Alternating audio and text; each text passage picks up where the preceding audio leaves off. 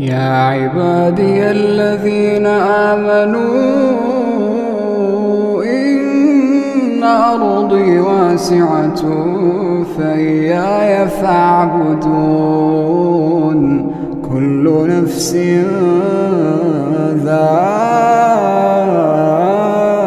ذائقة الموت كل نفس ذائقة الموت ثم إلينا ترجعون والذين آمنوا وعملوا الصالحات لنبوئنهم من الجنة غرفا